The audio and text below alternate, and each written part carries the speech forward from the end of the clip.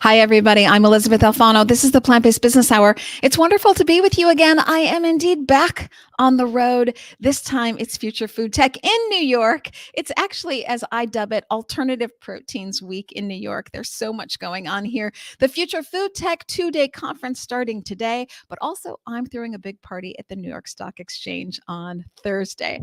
So very exciting times, but let's get right to it. There are so many companies featured, speaking, doing taste tests here at Future Food Tech. I want to highlight, which to me is one of the most exciting companies. I have with me folks from Ginkgo BioWorks. I'll first introduce the host. I hope I get everyone's name right. Sushmita Venkatraman, Director of Marketing and Growth at Ginkgo BioWorks, and Swami Srinivas, oh my word, I knew it'd be something. Srinivas, who's the Director of Organism Engineering. So much to discuss here. I'll open it up to the two of you, and whichever of you would like to take this question can. But first of all, explain to the world, what exactly does Ginkgo BioWorks do? I can take that question. Hi, everyone. Nice to be here in New York, and nice to sort of have this 15 to 20-minute session with you to just talk about what Ginkgo BioWorks does. So we are specialists in cell programming. We are pioneers in synthetic biology, and we're based in Boston. We were founded in, I believe, 2008 by a group in MIT. And our founder, Tom Knight, really had an epiphany back in the 2000s when everyone's really excited about the Human Genome Project. Tom Knight basically had this epiphany that one of the most interesting things to do in the 21st century is to program biology. And so we've really built at Ginkgo BioWorks the tools, the platform, and the knowledge to help companies program biology so that they can discover, they can optimize biology, and they can produce, and Swami's going to get into it, organisms that can help produce products. And we are a technology enabler in the true sense. So we have this platform, hundreds and thousands of square foot of space in Dry Dock in Boston. We have our foundries there. We have, which is basically combines our hardware, our software, as well as a lot of automation. And then we also have our software called as Codebase, and that gives us knowledge to run many experiments, very difficult experiments.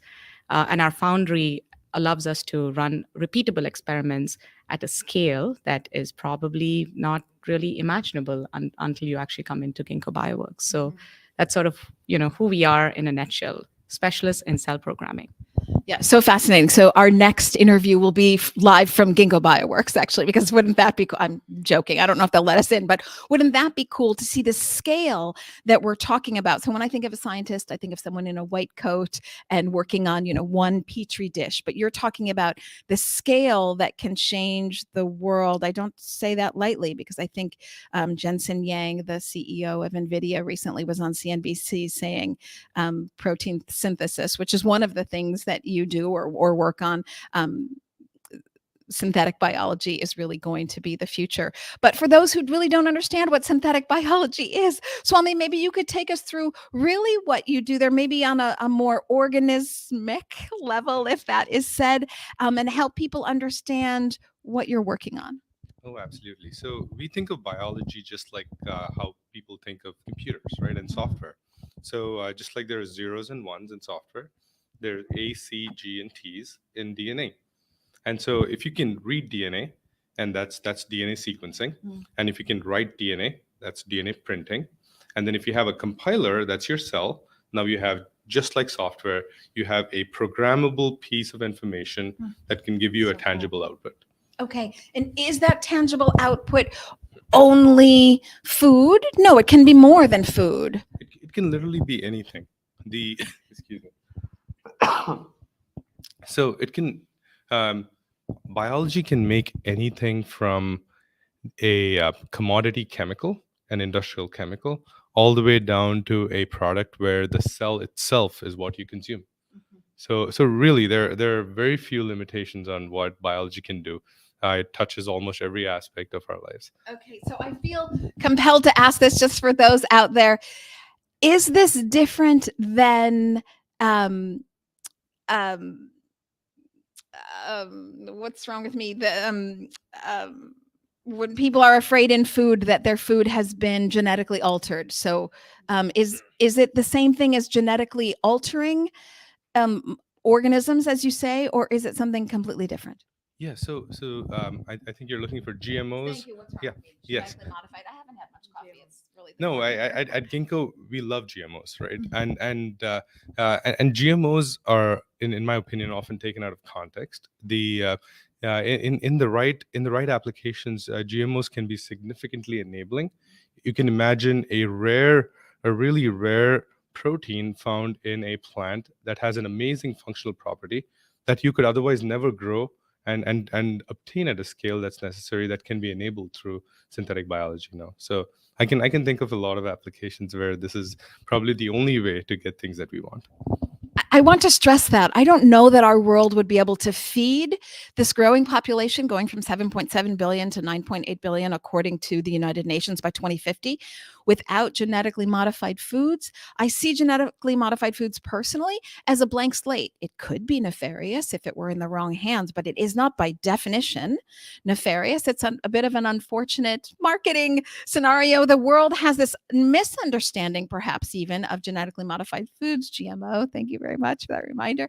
But it's not just foods. We're talking about lots of things, but genetically modified is being scary. Would you say that there is no reason to be afraid? I don't think there's any reason to be afraid. As our technologies and especially our genetic engineering technologies have evolved, we've become extremely precise.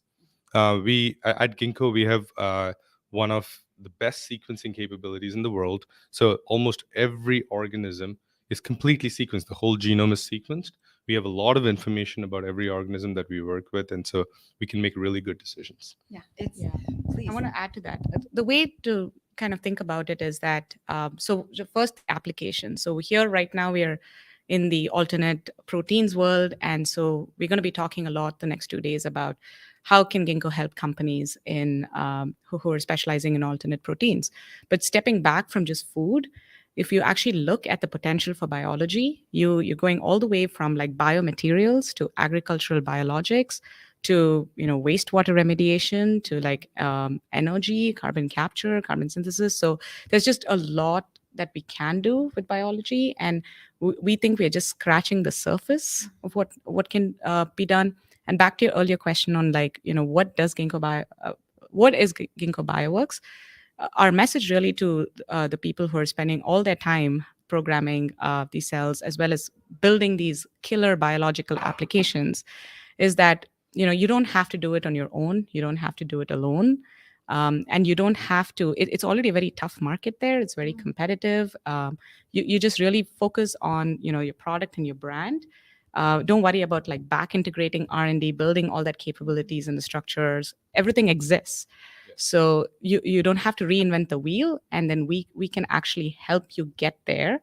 And that is the message, at least for the next 2 days, to many companies over here, is that we've built this, and so just come and join us. When you say everything exists, do you mean everything exists in nature already? It is there to be captured and utilized for benefit? Or do you mean that everything exists at Ginkgo BioWorks already? I mean like the facilities, the R&D facilities, the knowledge, the code base, and brilliant scientists like Swami who are like amazing PhDs in like different sciences, and we have about like 400 plus experts in different fields. And so people are like waiting to work with entrepreneurs as well as large companies in the space. So I think there's another quote, and I cannot remember who said this, of Ginkgo BioWorks. That's an amazing company, because at some point everything's going to run through Ginkgo BioWorks, because they're going to help to create things at scale, and almost every company's going to want to work with them. So maybe you can shine the light on, since all of the infrastructure is already there, who does want to work with you, or perhaps better asked, how do you decide who to work with? Do they find you? Do you find them? What's the process? Because ultimately you get your technology through brilliant scientists like Swami to other companies. You don't go direct to market yourselves, correct? Yes. So how do you find other companies, and how do they find you? Yeah, so that's a really good question. I mean, I've seen them both happen. There are scenarios where we have to advocate for the use of synthetic biology in a new area, in which case we go and try to educate the public about a particular application area where we think synthetic biology can shine. And there are other areas where there's an established use of fermentation or organisms already. I mean, you can think about baking, right, as an example. And those are cases where they would come to us. And really what we would be delivering is that scale through the foundry, which is really the way I think about it is more shots on goal, right? And then code base, our knowledge base, allows us to direct our shots towards right towards the hoop, right? So that's how I think about it. It really is fascinating. Again, I want to stress all the benefit that can come from this knowledge. Ultimately, you're harnessing the knowledge of nature and learning from nature and using that for our benefit. So you say that there are some companies out there that they would like this scale and they can see the vision. What are some applications that maybe people don't think of or doesn't immediately come to mind that you say, oh gosh, this would really be enhanced by synthetic biology? I think there are quite a few examples of these. I mean, things like bioremediation, these are like, or climate change, these are larger challenges that cannot be addressed by any one company or one group of people, but rather requires a large concerted effort. I think, Sushmita, maybe you can talk a little bit about our climate change efforts. And I'd love to know more about Yeah, of climate course. change. For us, climate at Ginkgo, we take it very seriously. And one thing to add is last September, actually, we went public.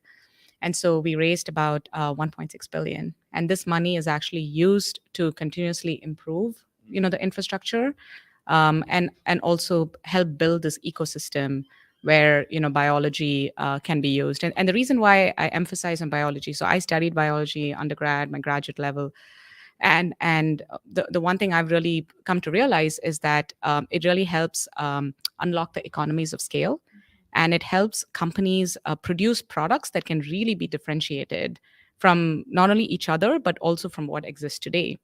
And there's a lot of creativity around R&D and biology that one can really geek out on and build new solutions.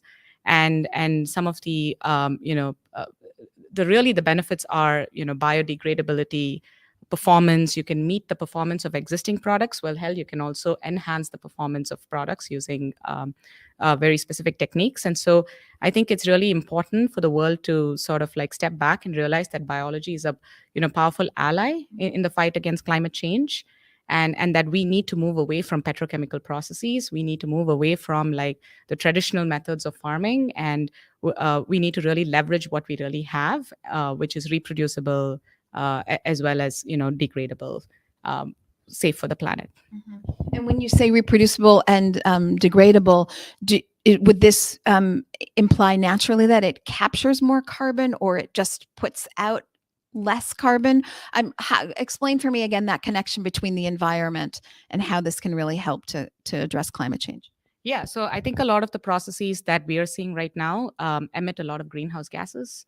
And they involve harming animals in the process. They involve harming plants in the process. And so what fermentation can do, precision fermentation, as well as other techniques related to biology, is to really remove those harmful components associated with just breaking it down, the processes that are naturally used today. And so when I mean reproducible, experiments can also be reproducible, and that's how you can get to that level of the scale that we are really imagining. Right. And then things like food supply are not dependent on particular microclimates, right? What we often see is there's an abundance of food in certain areas, and there's a complete lack of that in other areas. Fermentation is something that can be set up in this room. It's a facility that can run reproducibly every day, has very defined inputs, very defined outputs. And then when you start relying on technologies like this, you can take out that variable, excuse me, the variability from the equation. Yeah.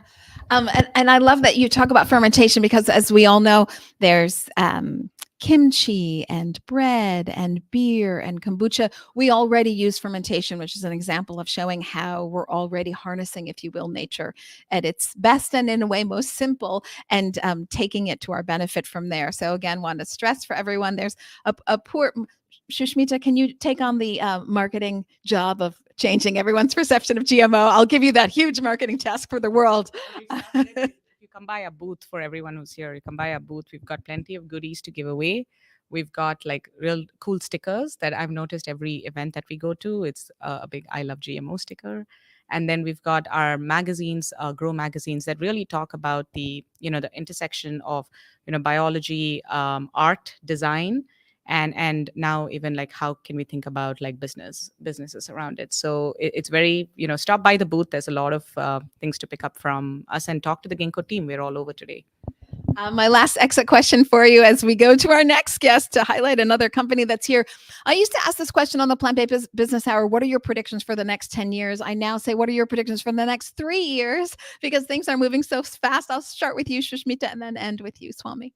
Yeah, absolutely. So my research has shown me that the market for bioengineered goods is very large. It's a $1 trillion economy out there with just bioengineered goods. I see a world where everything can be grown using biology. We'll be proud of it. We'll be proud to wear shoes, wear bags, eat food, everything, knowing that this is biomade. So I see a world where people are really proud of it. So that's something top of mind, but not only from wearables, but also the way that we are different innovative ways that we're trying to remove carbon dioxide from the atmosphere, use it, recyclability. All of this is key, and there are different solutions that we're thinking about. Again, spanning from food, materials, agriculture, and I would not do service if I didn't mention the world of pharmaceuticals. And if we had more time, we could really get into like even the mRNA, the vaccines that all of us have here walking around is a product of synthetic biology and cell programming. And so, maybe in a different interview, when the food focus is not just Ginkgo BioWorks and what we do at a high level, but we do a lot in the world of pharma to really make therapeutics better, and so that we can live a more healthier life and a more sustainable planet. Yes, and I'll just add to that that's helping people who are in dire need, let's say skin grafting, or you've been burned and then you can graft skin through cells. You can help grow that skin back. There's so many beneficial things that can happen through biology. And think about what Sushmita said about not just altering our carbon footprint, but think about all the things we make that are not degradable, and they go into landfills. And that problem just there, if we could work from a degradable system, so impactful. Okay, you have the last word. What are your predictions for the next 3 years, Swami? Well, we're in the alternate food protein conference right now, so I will say that I think our next big goal would be to change the kind of foods that we consume. And so I do think that this is going to be the next big 5-year milestone that we'll hit. And what kind of foods will we consume? I think that our foods won't come from the traditional plants and animals that we are used to consuming. They'll come from exotic sources. They'll have better functional properties. They'll have more. You'll need less to achieve more. And so I do think that that's where we're heading. Will we still have the joy of eating if you eat less? I think so. I think so. And when you say exotic sources, what are you thinking? I'd say the world is your oyster at this point. So, you can think literally anything that biology makes naturally right now. Yeah. So that's the big takeaway for me is we have the world at our fingertips, this enormous resource that we call biology. Why would we be making things that aren't degradable and biosynthetic? That just would make no sense to me. I want to thank you both. We had a little bit of a start issue here and they were extremely patient with me. So I want to thank you both, Sushmita and Swami, for being with me here at Future Food Tech. We have a revolving door. So as you two leave, I'm going to bring on our next guest. We're all going to just musical chairs. You guys are going to switch out, but I will see you all day at the conference. Thank you so much. This is amazing. Thank you. And please, for people here, please do stop by. We would love to chat with you. More on Ginkgo BioWorks. I'll come find you for longer interviews. There's so much to discuss. We basically have the world at our fingertips. So thank you, both of you. Have a wonderful and successful conference. I'm going to bring on Manuel and do a little bit of admin here as I change the name of my next guest so we can see our next guest right here. And have I changed it? Hold on, folks. Hold on. Okay. Let's see. Nope. Hey. Okay. Hold on, everybody. And there we go. I believe I've got it. Okay, let's get in close. There were two before, and now there were three before, and now there's only two of us. And I've switched to the Plant-Based Business Hour Part 2. There's so many companies that I could interview here at Future Food Tech. I could. Oh my gosh! Luckily, you are my last. I'm only doing 2, but of course, there's many more people to talk to today. We're going to switch gears from creating to investing in those that create. So I have the Director of Investment here from Footprint Coalition, Manuel. Help me with your last name. Venke. It's a tough one. Venke. I was going to say Dutch. I wasn't sure what we were working with. I almost said Waenke, so I'm glad I didn't do that. We're going to pronounce it as a V, Venke. Exactly. Okay, so tell us, Director of Investing at Footprint Coalition, you are about half a mile from me. I live in Venice. So are you based in LA? I'm actually based in New York. So we're split between LA and New York. On the investment team side, there's 2 of us here in New York. There's 1 in LA. All of our media and content folks, though, obviously sit in LA. So natural segue that you give me, your media and content folks. Footprint Coalition was started by Robert Downey Jr. and a partner. Is that correct? And a couple of partners. So on the investment front, there's really 3 founding partners. There's Robert, and then there's John and Steve, our 2 other co-founding and now managing partners. Maybe a little bit of background, like when Robert started Footprint Coalition, and to this date, we are both a media and investment company. So the whole idea kind of from the get-go was, how do we build a global community of people who care about climate change, who want to get involved, who want to stay informed. And on the investment side, we do that by investing in and partnering with great companies in the climate tech space. But then on the media side, we do this by building a global audience for this stuff. Starting obviously with Robert's following of about 100 million people, but then we engage and cultivate this community through content, ranging from social media to news and publications, all the way to our first TV show that we're producing right now. And so we have all this content and storytelling firepower that we use partly on the media side, but then also to provide a platform for some of these companies that we invest in, exposing them to our audience, producing content with them and for them, and helping them from a storytelling perspective. Wow, that's wonderful. I hadn't realized to what extent you were working on storytelling. I certainly didn't know that you have a TV show in the works. Do we know when this will air? We don't know when it'll air just yet. It was just announced like a couple of weeks ago. It's going to be on the electric mobility side. Think Pimp My Ride sustainability style. We're taking a bunch of Robert's old classic cars. We're ripping out the engines. We're electrifying them, putting hybrids in there, putting mycelium leather on the seats. And I've seen a couple of shots, and it's going to be really fun. And it's kind of emblematic of how we think about storytelling. We think anything around climate change and climate tech, and that includes food, quite frankly, has to move away a little bit from the finger pointing, the doomsday scenario, the pitting one side against the other, and supposed to be more fun, more engaging, more relatable for people. And this is a great example. Like, people can get behind cars being faster and better and newer, whichever political side of the aisle you're on, wherever you live. And that's how we think about how the storytelling has to evolve in our space.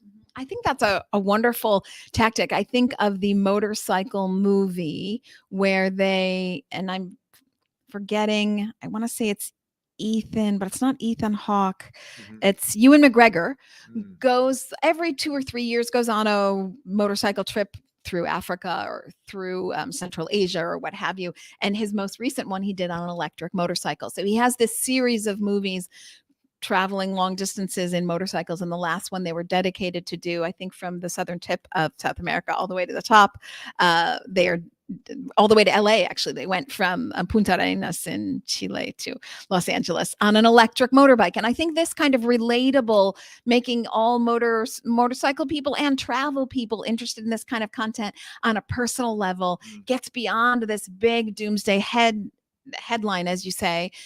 So it's great to see that you're so involved. Is it just in the companies that you invest in, you help with their storytelling, or you go beyond just those companies? No, I think we see ourselves really as a resource for the entire industry. And whether that's from a news perspective, our chief editor, John Schieber, who used to be the climate tech editor at TechCrunch, now cranks out about 8 to 10 articles on our website every week, kind of serving as a resource for the entire industry and putting a spotlight partly in our portfolio, but there's so much other cool stuff going out there that we like to cast a spotlight on. Yeah. And so you bring me to your portfolio. You do have quite a few companies, I'll say most focused on climate change, climate tech.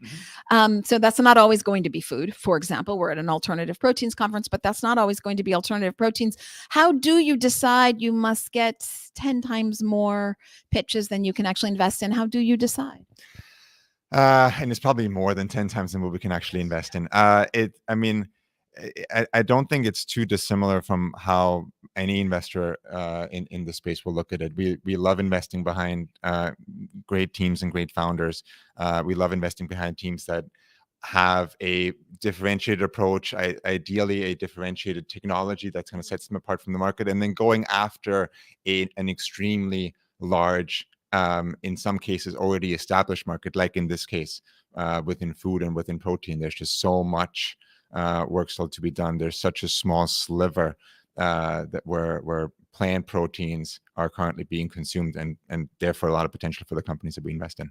Yeah, a lot of potential in the market because the alternative proteins market right now is about 1% of the global meat market. So you've got 99% left to take over. So quite a marketing opportunity. But IP, of course, very special there. You're already starting to see in the marketplace, for lack of a better expression, a lot of Me Too kinds of products. So I wonder if you have any thoughts on how things are going to shake out, let's say in the next 3 years. This is not my prediction question for you because that's going to come later. But just in terms of the actual companies out there in the marketplace, do you see a lot of consolidation coming or a lot of drop off? Yeah, it's a really good question. I think naturally, as in any early stage market, there will be drop off. I think there at some level there will have to be some consolidation. There's only so many more Impossible Foods and Beyond Meats that the industry will take. Like one of my favorite questions that I keep asking people, aside from those two, which was the last brand? Like what brand was the last burger that you bought, or the last steak that you bought, or the last cheese that you bought? And in most cases, people have no idea, right? So it's not the world probably doesn't need another 100 different brands, but there's this whole 99% of the market that, for a large extent, is being controlled by the Tysons, the Kraft Heinzes of the world, and then to a large extent, in-house brands by retailers. So as we think about who's going to supply the next the next generation of ingredients, the next generation of products that can live under any kind of brand, I think there's a lot of potential there. Yeah, so up and down the supply chain, there's a lot of potential for innovation, and then those white label producers who can make for many different companies. Although I will say, I would agree, we don't need perhaps, let's say, another Beyond Meat or Impossible Foods, although just to shout out to some of the folks, I love Hungry Planet, I love Vegan Us, I love Uncut Burgers.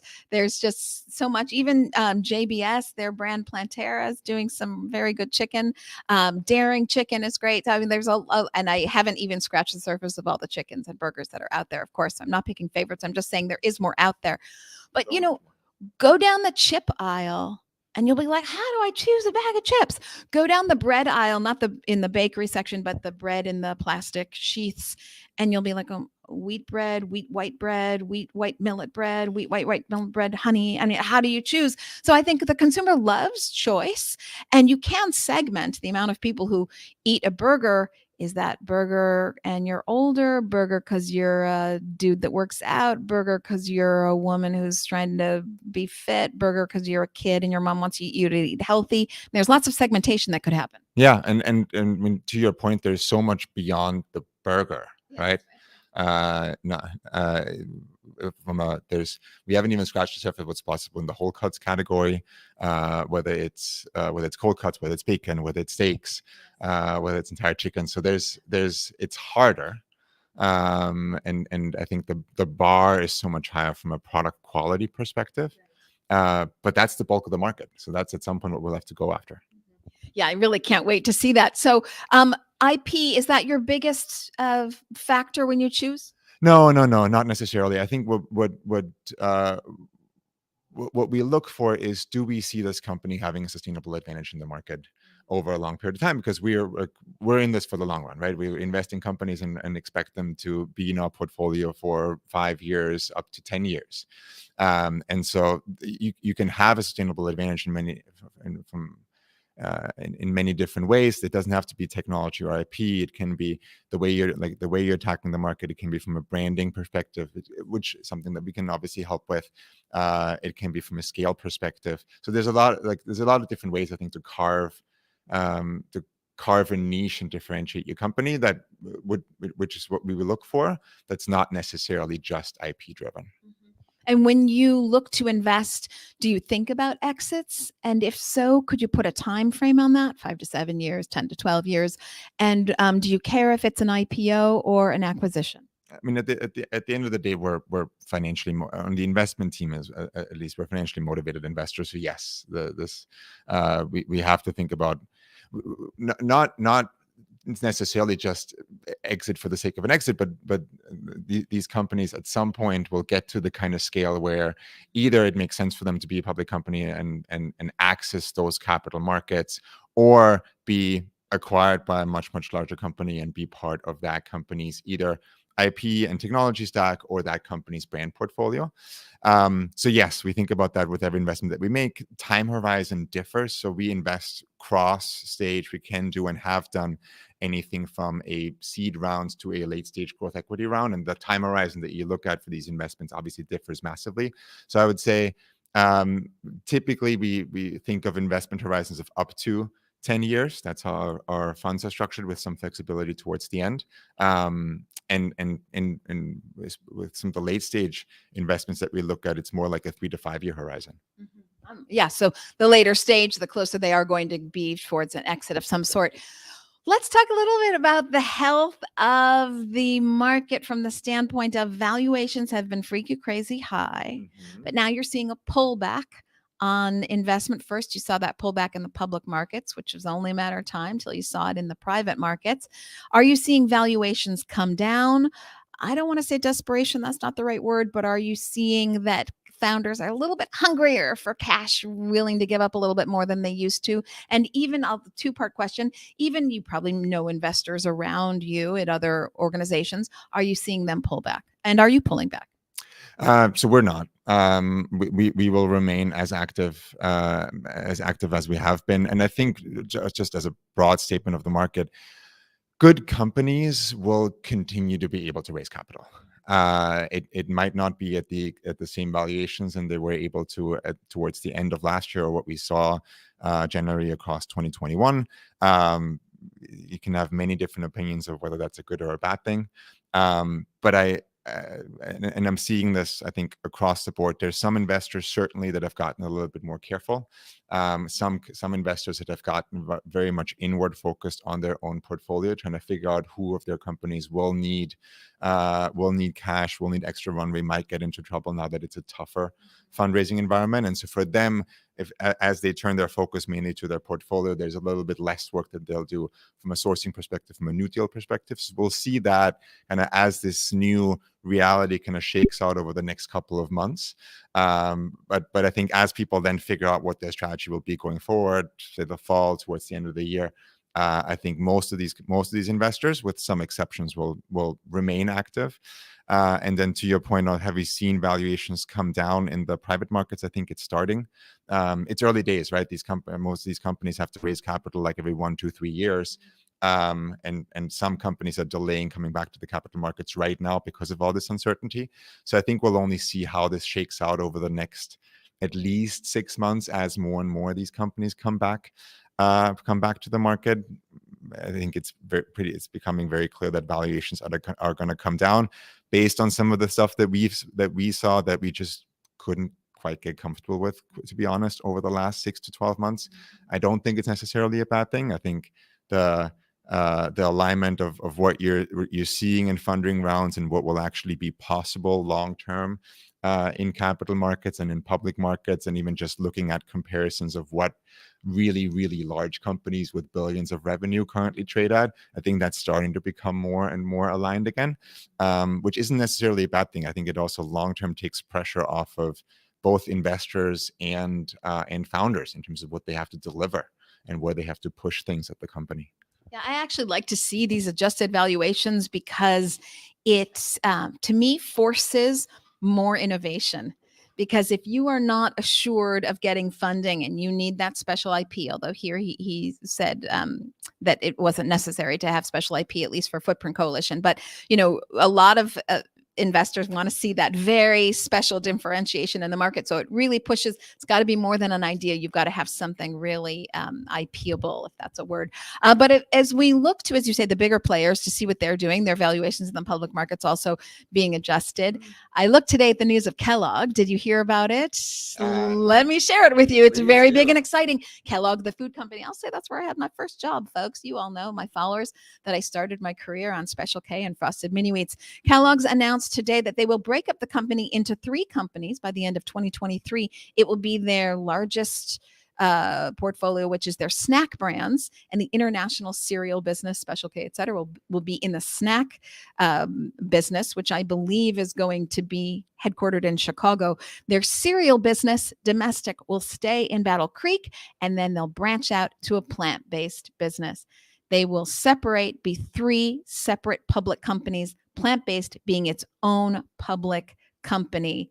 That's amazing. And I think that says where they think the future's going. Any thoughts about that?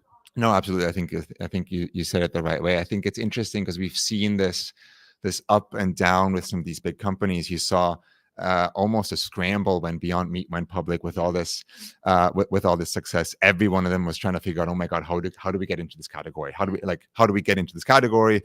How'd we miss it? Exactly. Have we missed it? Who do we buy?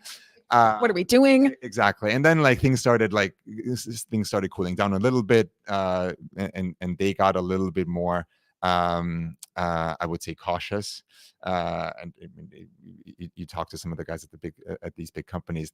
I don't know when the last time was that they spent billions of dollars on a company that doesn't have applications across their entire portfolio or is in the hundreds of millions of revenue. So some of these acquisitions would have been tough in the first place. I think it's now going to get easier as they think about how do we expand our portfolio. And I think we heard this in one of the earlier sessions today. There is a lot of value that these companies bring, right?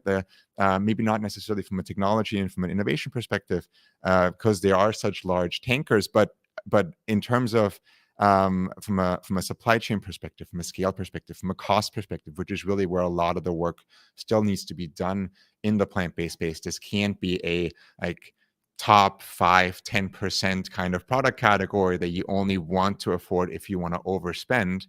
This has to be something that's available for the masses, and that means that prices will have to come down. And for that, we need the kind of capacities that these big companies have. And I mean, the more they can, the more they've put focus, like with this split up or this spin out on this category, and the more it's possible for them to partner with some of the smaller players, the better. Yeah, no, I think so too. Looking for those distribution channels. And then I always say on this show, I'm looking for their advertising dollars. I'm looking for the ads that say just how manly it is to eat plants. Haven't seen a manly to eat meat commercial in a while, but they used to be there in spades. Arby's, we've got the meats, all this kind of stuff. And now it's going to be, we've got the plants. So I'm really looking for that. Switching gears just a tad bit, tell me about something that I think is really cool, and then we'll have to wrap up and get to the conference ourselves with your predictions. But tell me about the Science Engine Support, what that program is. Yeah. It's not really your field, but it's something very special that you're doing, I think. It's super exciting, I think. So really, if you look at Footprint Coalition, it's almost like a 3-legged stool. So you have the media aspect of what we do, you have the investment aspect of what we do, and then you have the early science grant giving and nonprofit work that we do. So stuff that is happening really at the earliest stages of science and research programs at universities. It's the kind of stuff that we wouldn't look at from an investment and from a VC fund perspective, right? And so kind of from the get-go, the woman who heads this up for us, her name is Rachel Kropa, built this nonprofit effort where we can get involved with these scientists, can be supportive, not just from a monetary perspective, but also in the same way, kind of putting them on a pedestal and talking about all the cool stuff that they're doing. And then most recently kicked off a program that is called the Science Engine, which is really focused on what's called fast grants. So the ability for some of these for some of these researchers, for some of these science projects to access extremely fast funding. for the ideas that they're working on, not having to go through a lengthy multi-month application process. And so we have a bunch of leaders in specific topic areas that are experts in those areas of research that can give these grants extremely fast, and we can start being supportive to these researchers within weeks, as opposed to being. So that's so cool, right? Because we need innovation now to solve some of the world's most pressing issues. We've talked about it on the show. We're talking about food insecurity. We're talking about climate change. We're talking about deforestation. We're talking about antibiotic resistance through the overeating of meat, which has all these antibiotics in them. Not to mention food injustice. We talk about that sometimes on this show. You know, who among us can afford a filet mignon? But if we're getting into cultivated meat, it's filet mignon for everybody. So we look at some of these major issues that are being solved with this kind of critical scientific innovation. And sometimes that grant process can take years, and now you've fast tracked it. I think that's so cool. And have I misunderstood? Can individuals also support these scientists? So in a way that you might think crowdfunding for businesses, this is crowdfunding for science. Help me understand. Yeah, exactly. So that, I mean, this the community aspect is kind of woven through everything that we do on the at Footprint Coalition, whether it's on the media and on the content side and getting an audience engaged and building community that way, whether it's on the investment side. All of our investors are individuals, so we never set this up to be a fund that takes money from pension funds and large institutional investors, but rather we want to build this community of individuals who get excited about the work that we do and want to participate in it, and be able to co-invest with some of the top tier funds in this space, which is what we can enable them to do. And then that same idea applies to the science side. If you want to be supportive, even just with a couple of dollars of some cool science projects that we're supporting in Footprint Coalition, and get involved and learn more, that's something that people can do. It's so damn cool. Okay, I love that. I wish we had more time together. We don't. It's just like with Ginkgo BioWorks. I could go, speak to them for days. My wrap-up question for you is, I used to say for 10 years, but now I'm going to say for 3. What are your predictions in the next 3 years? I think so. I mean, so much is going to happen over the next 3 years. I think there's a number of pockets or areas within the future of food, and specifically alternative proteins, that will develop. I think one aspect that's so far been has lacked a little bit of focus and is coming up more and more is the health aspect of things.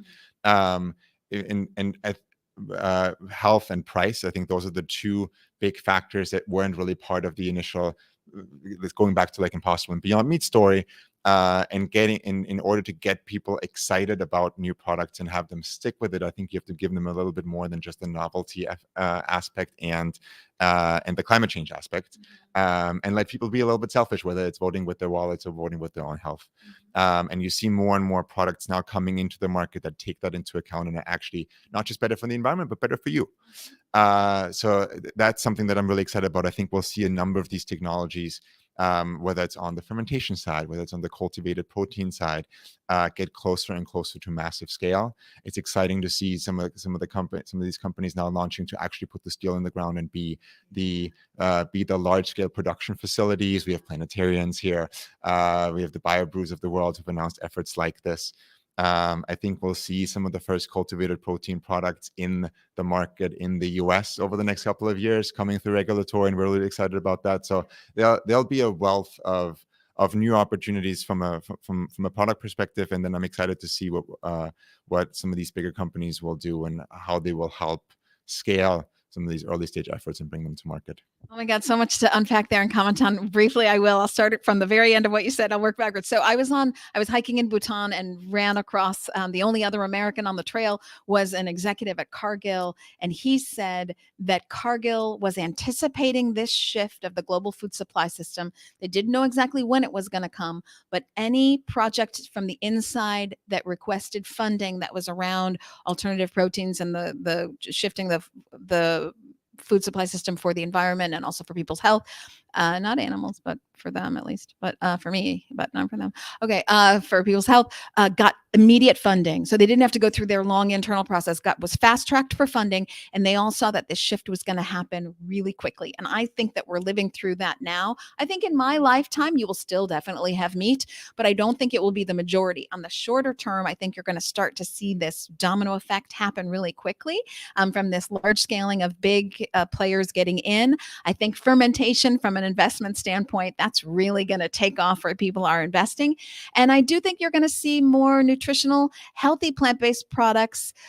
But I do want to say, and I'll end here, while the Impossible Burger and Beyond Meat aren't a carrot, it's probably pretty obvious, when you went to the store, you picked up a box, you scanned a barcode, you figured out probably, oh, this is not a carrot. They are healthier. They do not induce trimethylene N oxide because they don't have animal products in them. They don't have cholesterol. They have some fiber. They don't have antibiotics. They don't have hormones, and they don't have animal heme. It's a lot already that takes you, because I don't want to disempower the meat eater. We're always talking about the other eater, this person who's thinking about the planet, but I want to give the meat eater power too. They're maybe not thinking about changing the world, but they'd like to take their health one step to the next level. A plant-based burger in its current form, Impossible and Beyond Meat, does that. It is healthier. It is not a carrot, but it is healthier. Can we innovate for more health? Of course we can, and we will, and that's coming down the pipeline. And that's kind of the beauty of it, right? Like this stuff just keeps getting better. A cow is going to stay a cow. But it's going to get better from a nutritional aspect. It's going to get better from a taste and texture perspective. I mean, the sky's kind of the limit over the next 10, 20, 30 years. It's so true. It's a really fun time to be alive, to see all this innovation. I lived through the typewriter to the computer. I lived through the landline. We used to have like avocado green landline at home. I lived through the landline to the cell phone, and now I'm living through animal meat to plant-based meat. It is a very exciting time to be alive. Manuel, thank you for being with me. Thank you for sharing your time with me and for all that you do. Thank you for having me. I've followed your work, seen your videos, so it's great to be right in it. Oh, I do appreciate that. I will say 2 of my favorite movies are Chaplin and Only You. So Robert Downey Jr., an awesome actor, but really an awesome human being. Of course, there's a huge team. It's not just him. There's a huge team, other co-founders, and obviously we have our investment team and Rachel Krupa, who does great things on the science side. So a huge team over there at Footprint Coalition, but a very cool triangular science, investing, and media Footprint Coalition. Thank you for being with me. We're going to get back to the conference, everybody. I want to thank you all for being with me here on Facebook, LinkedIn, Twitter, and YouTube. I will see you all next Tuesday from Zurich. Yes, I'm back on the road. Bye, everybody. Have a great day.